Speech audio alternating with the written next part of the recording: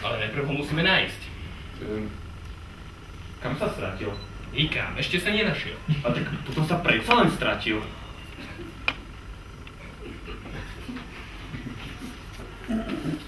Mám pocit, že som ho práve našiel. Počkaj, ja som sa stratil. Nie, ty si sa práve našiel. Poďme na tie listy s žiadosťami od vašich občanov. Takže prvý na rade je pán Krásnohorský, bez základného vzdelania, ktorý vám píše, že by potreboval finančný príspevok, pretože má problémy s toaletou a potrebuje ísť na operáciu očí. Čo vy na to? Nech si vysere oko. Dobre, píšem.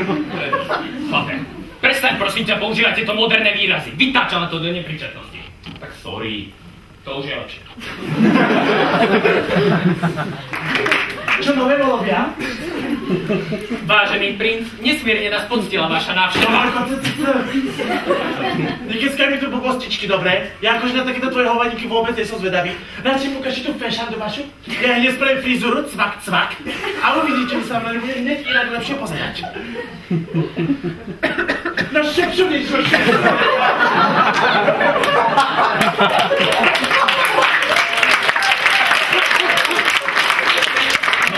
Vážený pán docent princ Mrkvička, pôvodne boli tri úlohy ľahšie, ale toto je tak ťažká úloha, že s ňou budete mať čo robiť aj tak.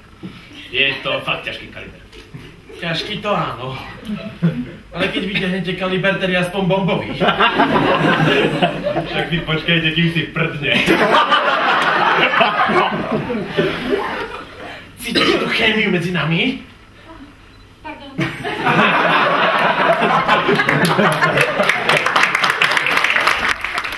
Znesiem pre vás aj tú najmenšiu hviezdu z neba. Prečo najmenšiu? Lebo tá sa najťažšie hľadá. Zlá Ježibaba.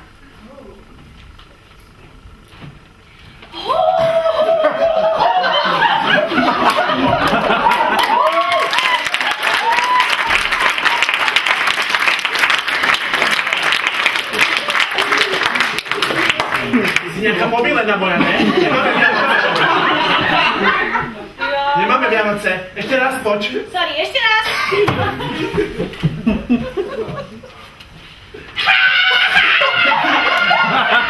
Tam zlá Ježiba. No nehovor, by som nevedel.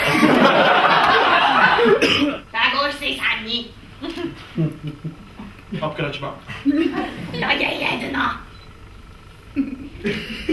Ideme!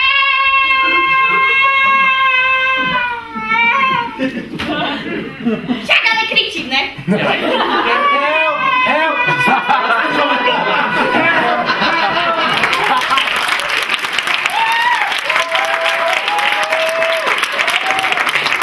Nenašli ma. Nemali GPS. LOL! Pán režisér, ja odmietam hrať s takouto herečkou. Nenaučí sa texty, nevie, ako sa má rehotať, predvádza mi tu nepodarené nemecké porno. Zemi je sastý. Do konca života budeš so mnou. Tak už neváhaj a miluj i pomiluj ma. Rozmýšľam, čo z toho je menšie zlo. Vrhni sa na mňa, ukáž mi, čo ku mne cítiš. Naozaj chceš tú cibulu do huby? Ako ho mám vyslobodiť? Nože, nahliadni do svojej zázračnej studne. Akej zázračnej? To je obyčajná studňa. Nečítaj toľko veciek ti to na moc.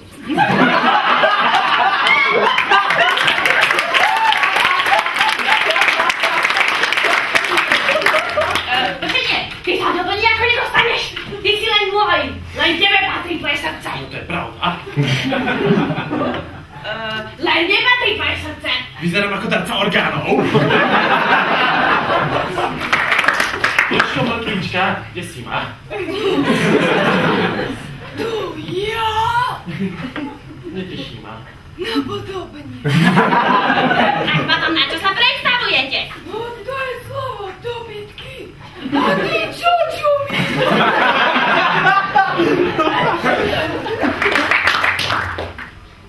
Že ona si prečítala scenár a teraz neviem, čo mám robiť. No napríklad odísť. Idem ja.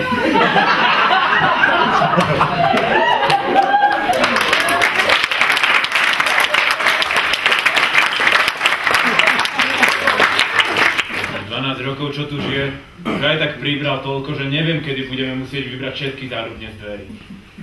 No hlavne, že sa tu promenaduje v tých svojich šátočkách. Keby nám aspoň dal potomka. Prosím ťa, neblázni. Vieš, čo by vzniklo po spojení ich dvoch? Princezna so zlatou hviezdou na čele.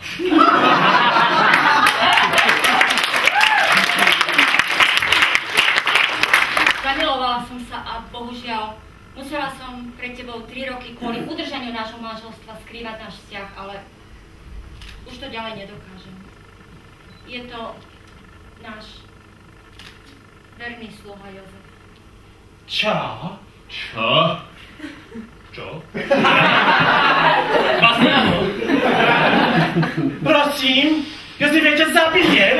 Nechaj ho, však veď aj my sme už chceli odhaliť náš vzťah.